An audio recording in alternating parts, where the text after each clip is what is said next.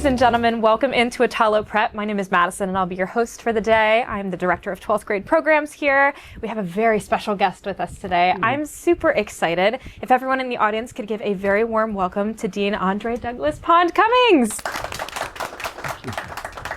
Now you are the Dean of Widener University Commonwealth Law School. I am. Bit of a mouthful, got it there, got it down first try. Well done. Thank you very much. So excited to have you today. Thank you for being here. Love it. Very excited to be here. Awesome. So I have a traditional first question I always ask guests when they come on our show. What were some of your hobbies growing up and where did you come from? I grew up in Los Angeles, California. Loved being able to be a part of that diversity and the cultural marvel that is Los Angeles. That explains the playlist on the way in this morning. Yeah, it's very West cool. Coast. I spent a lot of time in athletics. So Cool. basketball on the streets in Los Angeles. I was on the track team in high school, worked out and ran all the time. And then music was a huge part of my life as well. Right. So I tried being a creator. Didn't work. Okay. A creator in what capacity? Well, I tried to rap. Okay. I tried to create music on the keyboards, and I just kept playing songs that everyone else had created previously. So I actually felt like, and this was maybe a foray into my future, that I could help creators be successful. I love that. And help creators be successful by providing platforms. Gotcha. Either helping with contracts or helping them sort of create businesses in a way that would help them create. So very early on, I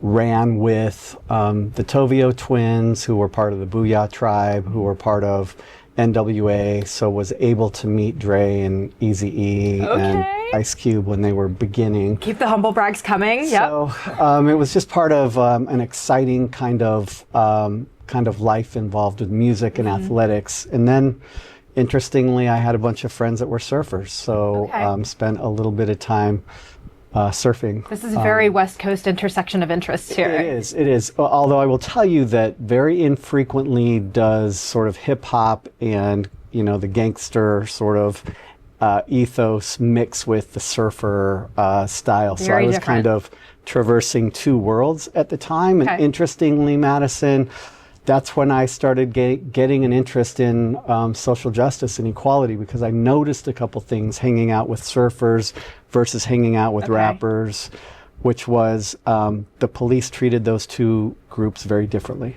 Yeah, that's really fascinating. I know that you mentioned, and you've spoke about in the past, the 1992 LA riots in the past.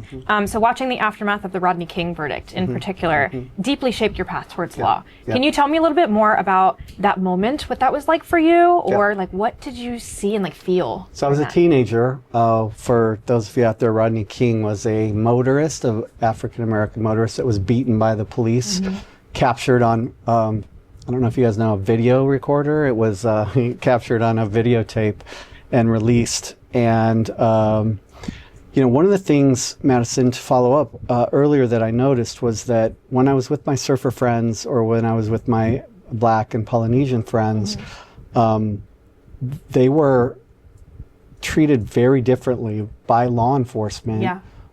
My surfer friends could smoke marijuana. They could notoriously and openly walk up and down the beach cities and never get stopped. And my Black and Polynesian friends were constantly stopped by the police. Yeah. I remember being with Polynesian friends or African American friends, and we were pulled out of our cars on the ground. Cars were searched. Yeah. While the surfer friends are walking up and down the street with marijuana joints, and yet the police looked for drugs in a different way. Yeah. And that helped me understand when Rodney King was then beaten by the police and acquitted for police brutality, that it seemed to me like there were two justice systems. Yeah. And one for people of color and one for privileged white folks. And that really caused me to feel like I needed to be a part of figuring out how to make the law better, fairer, and more just.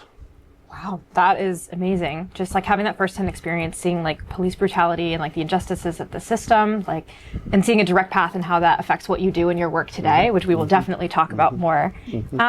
Looking back, do you see like a through line through those experiences growing up that shaped kind of how you approach your work today? Yeah. I'm a lawyer today because of those experiences. Yeah. When I went to undergrad, I was going to be a social worker. Okay. So I was a social work major in undergrad, and one of my social work professors listened to a presentation I gave, and it was in a class called Social Work in Minority Communities. Okay. And this social work professor, and we'll talk about mentors later, took me to dinner and said, bro, you really should think about going to law school. Okay. And I was like, well, what's that about? And he says, lawyers can affect change on a systemic level. Yes. They can be a part of regulations and laws. Social workers are fantastic in the trench workers, but if you want to be a part of changing society for the better, you should really think about going to law school. And so those experiences, like watching Los Angeles burn. So during the LA riots, after Rodney King was acquitted, the city was aflame. Turmoil. And I was involved in Rebuild LA and cleaning up the streets and being a part of like trying to really ground level. Get my city back. Sure. But it was clear to me that Black and brown Americans just felt disaffected and treated unequally by the system. And so the social work to law school route was really influenced by both watching law enforcement treat different populations. They enforce the law's the same, but it was enforced differently. Yeah. Right? So they would lock up Black and brown people for smoking marijuana, and white surfers could, openly and notoriously smoke without any consequence. And that just didn't seem right or fair. You just see this double standard is so obvious. You're like, how is no one else seeing this? Yeah. And that's what drove me into both thinking about social work and eventually going to law school. Amazing. Well, mentioning that, I mean, that has a lot to do with your time at Howard University. I'd love to touch on that. It's got a very powerful legacy for civil rights there, very obviously. What was it like to walk those halls and just like be in that space? Yeah, I love it. So I had the opportunity to go to a number of different law schools, but I chose Howard University School of Law. And for those of you out there, that's Thurgood Marshall's law school, right? That is the civil rights sort of anchoring institution, and all of the important civil rights legal victories, Brown versus Board of Education, all the way through, germinated from Howard Law School. So you walk into these hallowed halls that Thurgood Marshall walked, and that Charles Hamilton Houston walked, and that Spotswood Robinson and Oliver Hill and Constance Baker Motley walked those hallways. You're literally there, and you're thinking, my purpose has got to be about something bigger than just me. It's got to be about changing society, changing the law, making things more fair and more just. And in fact, Madison, Charles Hamilton Houston, one of the deans at Howard Law School, is very famously known for saying that lawyers can be social engineers or parasites on society.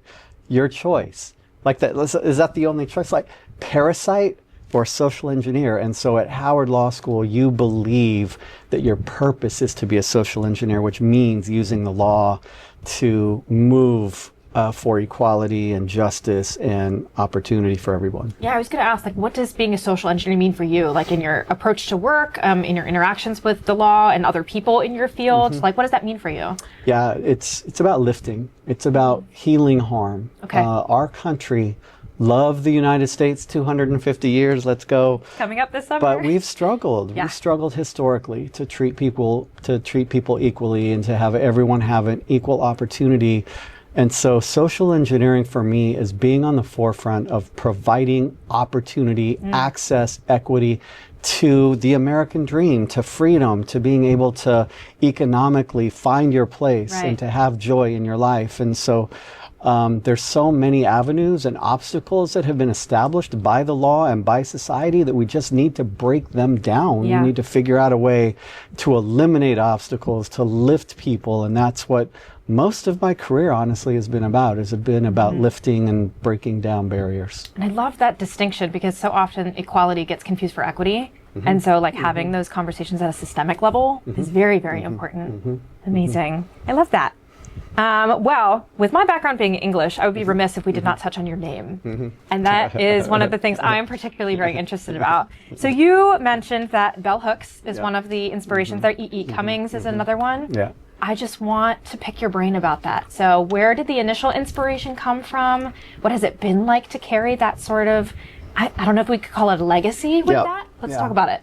So I'm in high school at Nathaniel Narbonne High School, LA Unified School District. Let's go. And I was taking an AP literature class, and we read E.E. Cummings, the poet, and I was so struck by this poet that's like refusing to punctuate properly, to capitalize, and he was well known for saying, like, pay attention to my poetry, and your rules mean nothing to me. I'm non-traditional. I'm going to do it my way, and and I'm 17, and I'm like feeling that. And then like weeks later, we're reading Bell Hooks, and she does not capitalize her name, and she's this very prominent Black feminist writer, female writer, and I was so inspired by the non-tradition and the flouting convention that I went down to the LA County Courthouse and changed my name legally to all lowercase. Wow. And so André Douglas Pond Cummings is all four of my names. It's my family name. It's my father's best friend is Douglas, and Pond is my mother's maiden name, all lowercase. And I've done that to just sort of create an homage to my family, but also to march to the beat of my own drummer. Yeah. And it's been a career of choices where I've made non-traditional choices. Going to Howard Law School as a white student is unconventional. Maybe out of a class of 150, there's a handful of white students. But what I loved about Howard Law School is that everybody there is into the legacy, and they're really into how can we change the world for the better. And I fit right in as far as like, you got to surround yourself legacy, with like-minded individuals. Right. And the legacy of the school. It didn't look like many of the folks there, but I felt so at home at Howard Law School. Awesome. With the initial choice to go to the courthouse and change your name, how has that decision kind of changed or maybe stayed the same throughout your professional career and growing older into this name? Does it mean something different for you, or does it still carry that same strength? What is it like for you now? It still represents doing my thing my way. Yeah. It still represents being bold and deciding that, my life is going to be about, it's going to be about lifting and changing. And it's interesting to see how people react to it. Like when so I graduate law school, I'm at this big law firm in Chicago, and the partners hated the lowercase. Do you get a lot of questions? They were like, our clients are going to think you don't know how to spell your name, and they were always like, they were changing my name to like uppercase and lowercase, and I would just always be like, well, my name is legal lowercase, but you can do what you want. So I don't take offense if people don't get it right.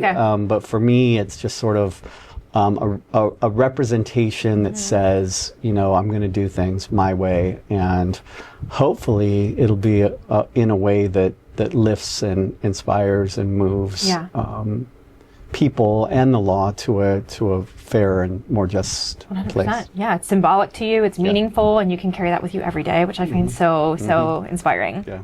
Awesome. Thank you. Okay. Yeah. Let's transition to corporate law and the classroom to touch on a little bit more modern and contemporary things in your life. Before academia, you practiced like complex business law. Kirkland and Ellis, working mergers, working acquisitions, security offerings, all that stuff. What was it like for you? Like, you clerked with 2 federal judges. You did all sorts of amazing things. What made you step away from that? Yeah. Thank you. So leaving law school, I was determined to, make a difference and figure out a way to influence the law better and differently. So I worked for these two. I worked for a judge in Salt Lake City on the Utah Supreme Court, and then I worked for a judge on the United States Court of Appeals. They were both amazing mentors to me. Oh, great! They were both incredibly fair and just jurists. They always wanted the right result They always wanted to make sure that the police and the prosecutors acted properly. They always wanted to make sure that equality was a part of their legacy. And Justice Durham was the first female judge selected ever in the history of Utah to be a judge, and then to be a judge on the Utah Supreme Court. And then she was up for the Supreme Court when Ruth Bader Ginsburg got the nomination by Bill Clinton. So she was super prominent. Wow. But what I learned from Justice Durham was that she was unfailingly kind. And we were in Utah, right? So fairly conservative, and we would get some opinions, or we would get some of the other judges would circulate opinions that we were just diametrically opposed to, and she would ask me to write the dissenting opinion, and I would just take the judges out. Yeah. I would just say, how could anyone believe this way? This is ridiculous. You know, the law has to be fair and just in this way. And she would sit me down and she would say, Dre, I dig your passion, but I go to lunch with this dude, you know, and I need to persuade him in the future to come my way on some other issues. So you need to figure out a way to disagree agreeably and respectfully. And so she helped fashion me into somebody that could have conversations with people that have diametrically opposed views in a way that is respectful, and in a way that can help persuade rather than throw fireballs. And so that was really amazing working for her. And then Chief Judge Hatchett was the first African American elected to statewide office since Reconstruction. Wow. When he ran for the Florida Supreme Court. Yeah. So both Justice Durham and Judge Hatchett were pioneers. Sounds like you had amazing mentors, like all throughout your life. And until Judge Hatchett passed, I'd never made important professional decisions without running them by him. Yeah. And Christine Durham, to this day, I still ask her for advice on things to do. But after those two really sort of formative clerkships, where I learned how to be a lawyer of import. Then I went off to Chicago and worked at this huge law firm doing complex business transactions. And many people at this point are like, how does doing complex business what does that have to do with changing the law?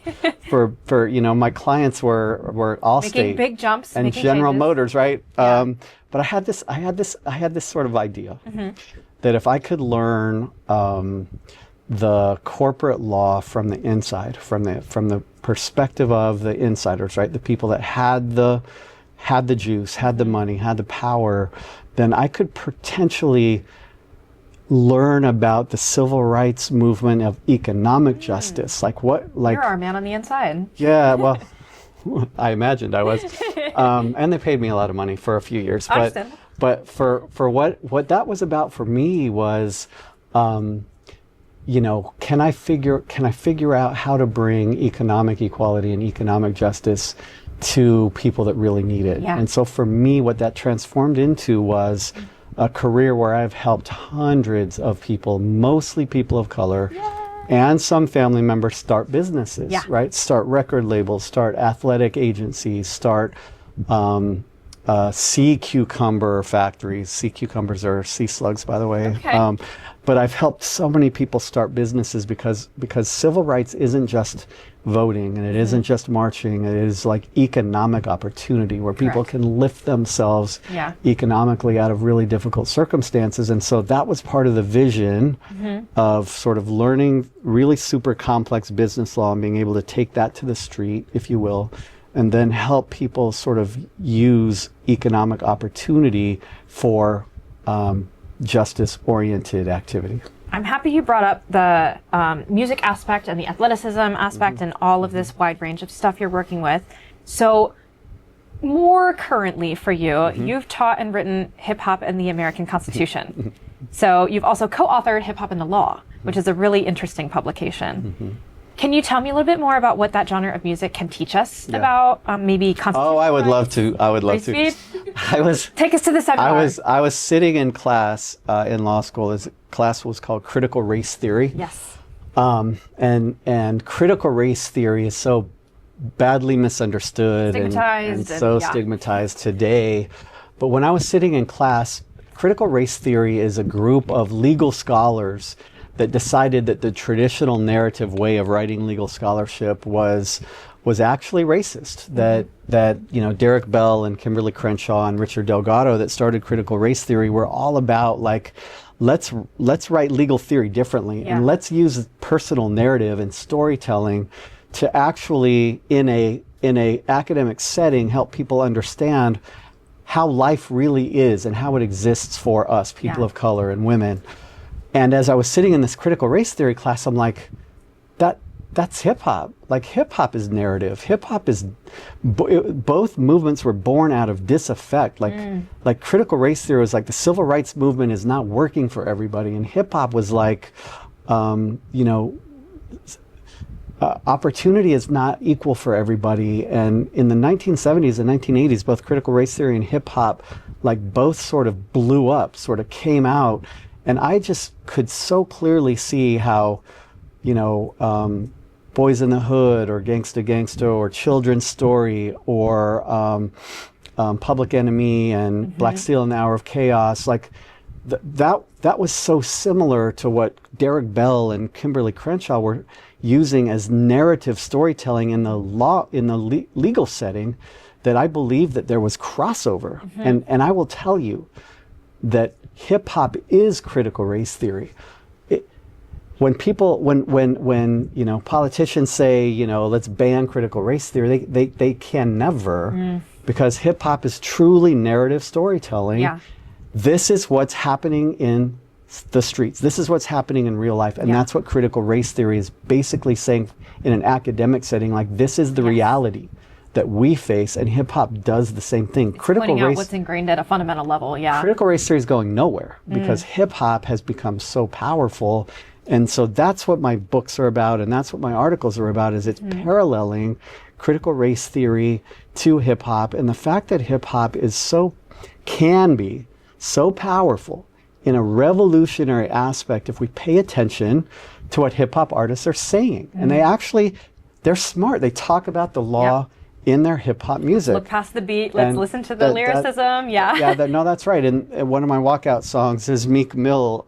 He talks about trauma, and he talks about the 13th Amendment in the song. And he talks about, J. Cole in Neighbors talks about illegal searches and seizures. You know, it's just, there is a connection between hip hop and the law that I have tried really hard to draw out and write about. And I will tell you, Madison, in August, I'm offering a class called Hip Hop in the American Constitution. Oh my gosh, amazing. Right now there's a waiting list, and we are literally going to, at the law school, Widener Law Commonwealth, talk about, we're going to take hip hop artists seriously, we're going to look at how they critique the Constitution, and we're ultimately going to say, if we followed hip hop's prescription, what would the law look like? And then would it be fairer and more just if we did? An exploratory lens. That's really fascinating. I love that. I'm so excited for your future students. You can sit in. You can sit in if you want to. You can audit. Oh my gosh, that's so awesome. Okay, focusing on that class in particular,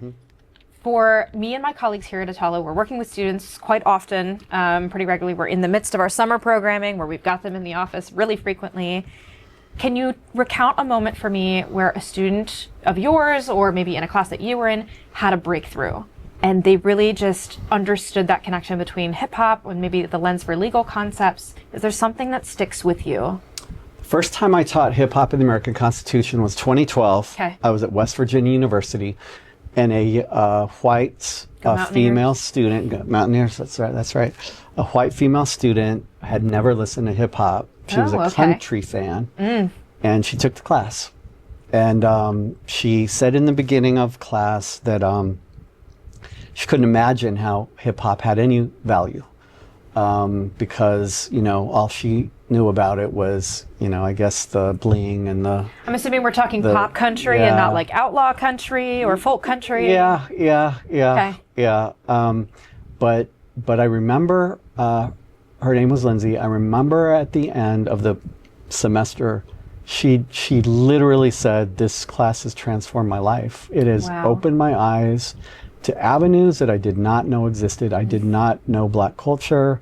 I did not know the history and tradition of hip hop as it follows in the history of slave songs through, through blues and jazz and the civil rights movement into hip hop, and she said this class should be required of every single law student that goes to law school. Wow, that's powerful. And when I taught hip hop in the American Constitution in 2012, first time ever, it was pretty controversial. Okay. People were like, what does hip hop have to do with the law and the Constitution? Take my class and you'll find out. Yeah, no, exactly. And so my student evaluations for the hip hop class are always through the roof, because I think it allows people to open themselves up to different culture.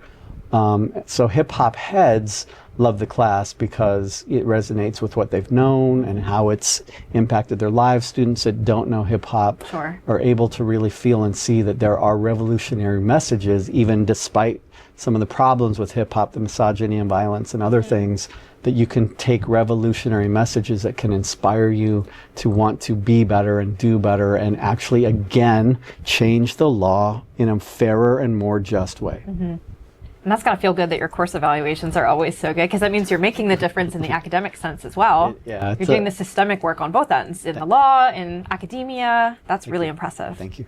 Awesome. Thank you. It is. Yeah. I love it. Okay. We've covered hip hop. Let's do sports and athleticism now. Okay. You've represented athletes in the NFL. I have. Professional bull riders, as well as record labels, Hollywood screenwriters. So you've got this big umbrella of work that you're doing. Yeah. Tell me what drew you to sports and entertainment. Because we've talked about initial inspirations, we've talked about academia. What is it about entertainment as a space that really, you said, this is a space that I can help people? From a critical race theory perspective, professional athletes are more and more black and brown athletes. Yeah. And musicians, like hip hop artists and musicians, are often exploited. Yeah. And I am telling you that in representing NFL athletes and in representing bull riders and record labels and novelists and screenwriters, it is so important to protect the creative talent, because owners and managers won't, right? They will exploit, What they can will I take take from you? advantage How can I of. profit from you? And I learned in the NFL representing players that the moment you're not producing on the field, you're gone. You know, they will cut you loose. And so my thing was fair contracts, preparing for when that era of playing ended. When they deem you no longer useful or valuable. That's right. And in the NFL, right, it's not for long. That's what people say about the NFL, and the average NFL career is 3 or 4 years. Is it really? It is. Wow. And so you have a short window to try to protect. And what slayed me when I was representing players were the ones that made dozens of millions of dollars and declared bankruptcy like shortly after they were in the league. So I was determined to represent the talent and to represent the creatives in a way that protected their gifts and their abilities, but also none of my players, I had probably about 10 over my career, but none of them have declared bankruptcy. I set up retirement accounts for them. I helped set up college accounts for their children. These are wins? They were. And every once in a while I'd get a call from the financial advisor, and they'd say, I just, one of your players just dropped $150,000 in a jewelry store. And I'd call my guy and I'd be like, I think your credit card got stolen, like the $150,000 at this jewelry store in Miami. And they're like, no, that was me. But then they'd like take 125,000 of it back, because we talk about like long-term investing and planning and that type of stuff.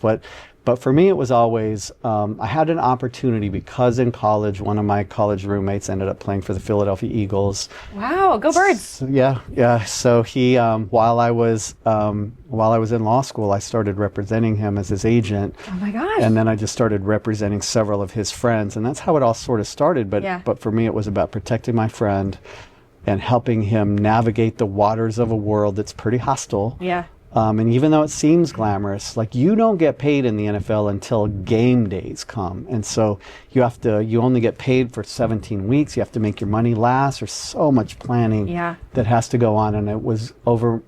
I was not going to allow any of my guys to declare bankruptcy. If you have a family, how do you take care of them? What are your long-term goals? All of that. So actually, Madison, all of that fits into the whole social justice thing, which is avoiding the exploitation, taking advantage where you can, and protecting the creative talent. I'm seeing this ribbon flow through everything that you do, from early childhood, what you're doing now.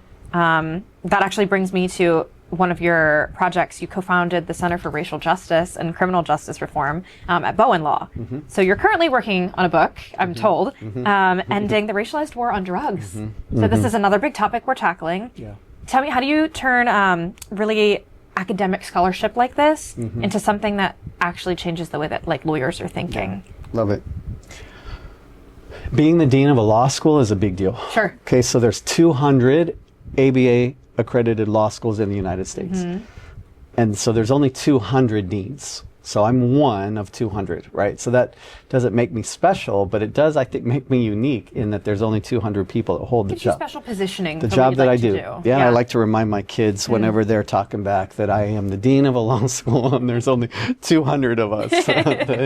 That doesn't sway them. But, you know, so being the dean of a law school gives you the opportunity to just sort of make a sizable difference in the lives of your students, faculty, alumni.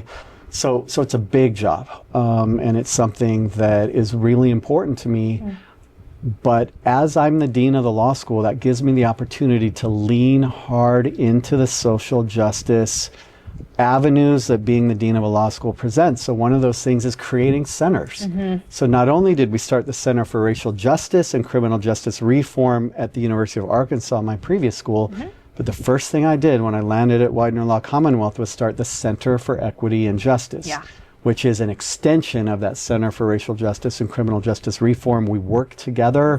One of the reasons I'm so excited about being here with you and Attollo today is because we have a pathway program where we pathway high school and college students into law school with LSAT, that's the law school admissions test preparation, day at the law school activities and events. Which is especially powerful for our students that don't even know that that's an option for them. Yeah, and it provides, like, it's for first generation students and students from historically marginalized populations that don't have lawyers in their families, that don't know what the pathway is to get to this really great career that can allow you to make significant differences in the lives of your clients and other people and to lift others. And if there's a pathway and a vision as to how to make it happen. So all of that together with writing this book called Ending the Racialized War on Drugs, it's a platform. It's an opportunity for me to talk about and write about the things that matter most. And the war on drugs has just really harmed our nation. We have a prison population that's way too significant. So we really need to get right. We need to redirect all of the money that's been enforcing, like marijuana, you know, possession and sale and other things, and redirect those into building communities and rebudgeting. And this book is really a blueprint, like how to end it, what to do with the resources and finances, and how to build the communities that have been destroyed by law enforcement's maniacal pursuit of drugs that in many instances we're not harming the community. Yeah. And also just an invitation to talk about the subject because it is largely stigmatized. There's a lot of misconceptions about it. Yeah, that's really, really impactful. Thank you for sharing that. I'll just say really quickly. Do it. The war on drugs became criminal, and it should always have been a health issue. It should always have been about rehabilitation and never about locking people up. And so when we decided to start locking people up for drug addiction, we just lost our way and put millions of people in prison that just in prison is, you know, having spent time in prisons as a lawyer, prison is no place to be able to rehab or to be able to rebuild. And sometimes doing irreparable damage for people to get help. Absolutely. And so this book that I'm writing with Professor Stephen Ramirez at Loyola Law School in Chicago is all about ending it, fixing it, and redirecting the communities that have been harmed by it. Thank you so much for sharing that. Well, I do have some closing questions I'd like to touch on. I actually would like to open up for some audience Q&A. I know that there are some amazing audience members that love to pick your brain. So we're going to pass around a microphone, and then I'll close this out with some final questions to end our time together. I see a few hands up. Can we pass this microphone back to the center here? Take it away. First of all, thank you for coming. I really appreciate all the stuff that you have been saying today. It's something that needs to be talked about. The question that I have, oh, I'm Sergio, I'm sorry. Sergio? Yes, nice to meet you. So you have mentioned that you're very passionate about civil rights, and because of today's political climate, there are multiple of these issues that you have mentioned happening in our communities. As someone who has helped with racial and ethnic issues, what is some advice that you can give to the younger generations who are being affected and who might want to participate in the solution but can't find the voice for it? Such a great question, Sergio. I love this question. You know what? The political climate is unbelievable right now. I never would have believed that we would have retrenched and backtracked the way we have in the wins, our civil rights wins and our social justice wins. My advice, honestly, and you know, it takes a real steel backbone to do this, is to lean hard into doing what the right thing is, despite the political backlash. So when an administration says that DEI is unconstitutional, or that a Supreme Court tries to say that affirmative action is unconstitutional, my reaction is those are unconstitutional executive orders, and you have to have the spine to continue to do the right thing. Our pathway program is all about leaning into what the right thing is, providing opportunities for students that have been historically shut out from law school and from college, and giving them the tools and skills needed to become what so many hope to be, which is you know, a lawyer or a doctor educationally.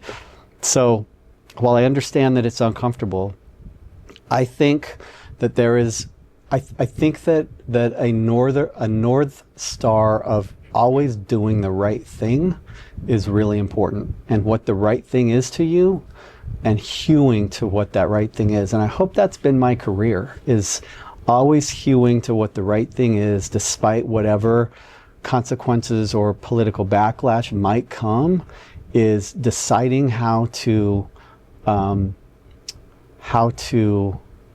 determine your place in making a difference. Mm-hmm. And that would be my advice, is be fearless. And I try to be fearless in my leadership, and I try to be fearless in the ways that our Center for Equity and Justice lifts people and students. We're probably responsible for 1,000 students entering law school through our LSAT training and through our pathway programming and through the work that we do, probably thousands with an S. And I'm proud of that, because the JD degree gives you juice, and it gives you power, and it gives you an ability to make a difference in your communities, protect your families, and lift other people. And that would be my advice, is be bold and be brave. I love that. Can we pass down to Sebastian?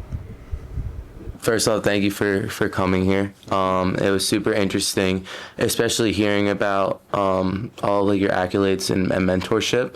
And I think, to your point, like, it's almost like John Lewis's quote, "Good trouble, necessary trouble," especially when you're talking about going against the systematic systems and trying to recreate them. And I think towards mentorship, in terms of all of the mentors that you've had and them being pioneers, especially for Attollo, we actually ran a campaign a few years ago called First of Many. So whether that was being the first doctor in your family or being the first, right, we want to create the next pioneers. Mm-hmm. And so especially, I could ask a million questions, but for you, I want to know if you had like a 60-second elevator pitch, and I know you kind of touched a little bit on it through other questions on why go into law, to speak to high school students or students who see law as just a predominantly white male field, who might not be that character of a white male, or students that don't know the pathway to law school or to even getting to the LSAT or LSAT prep. What would you say and why you should pursue law? Yeah. Thank you, Sebastian. I love the question.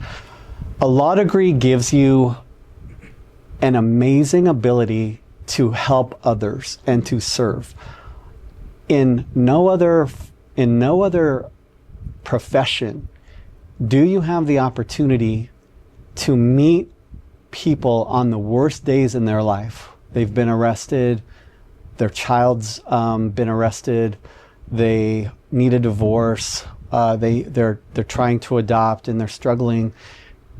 Lawyers have the opportunity and ability to literally serve others and lift them into either out of trouble or into circumstances where they can have happiness and joy and freedom in their lives.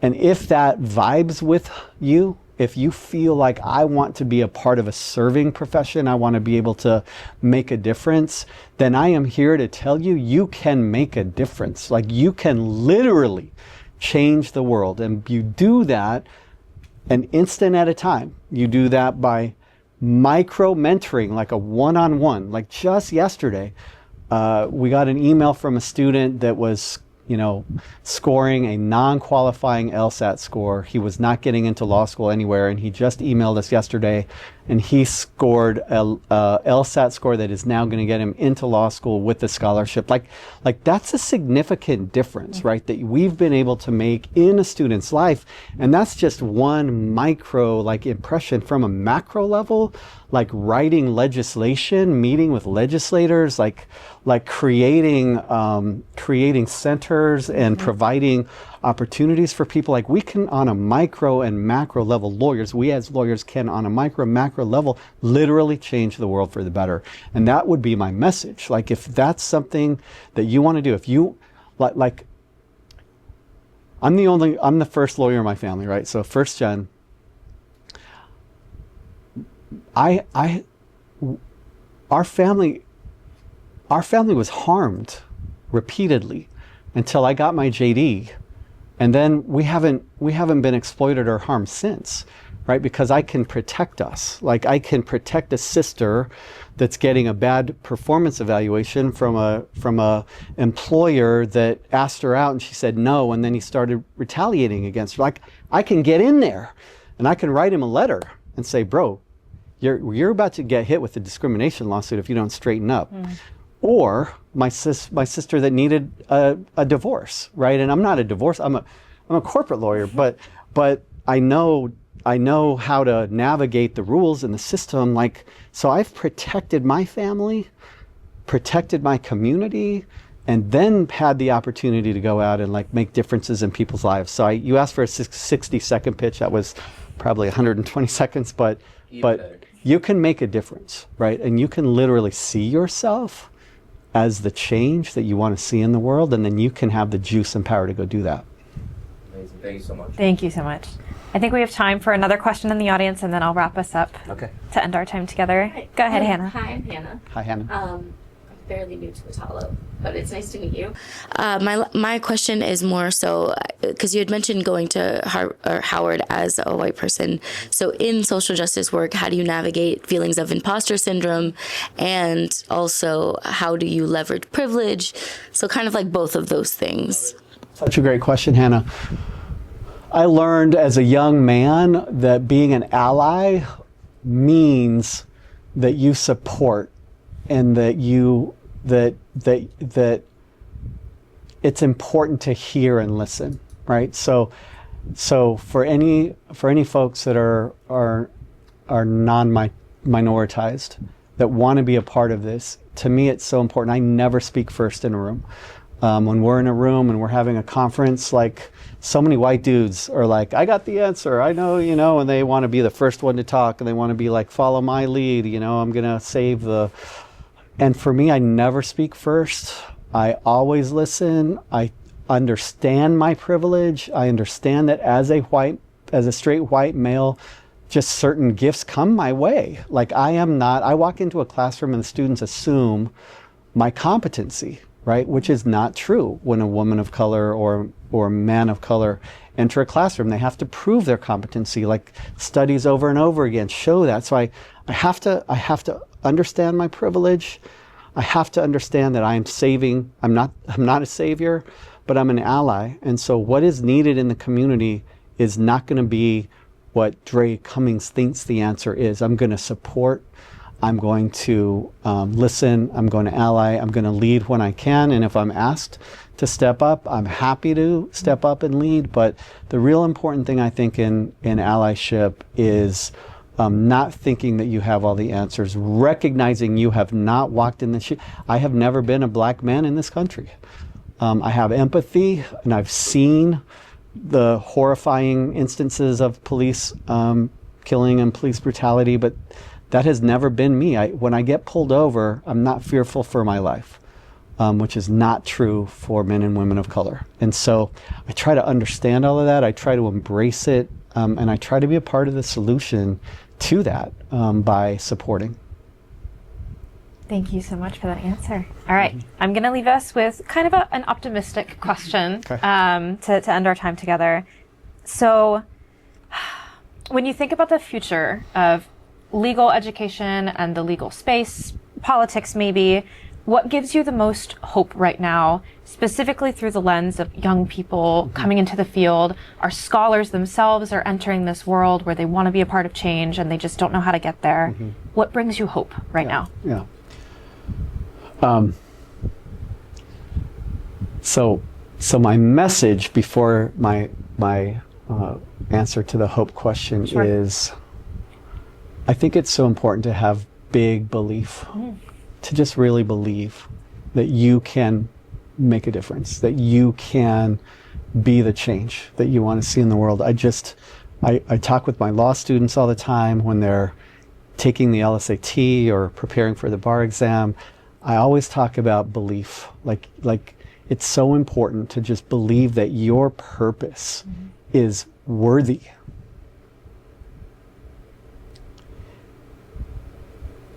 That your presence on this planet is planned, and that you are here and you're important, and that if you believe, you can, right? So that's so important, is the big belief.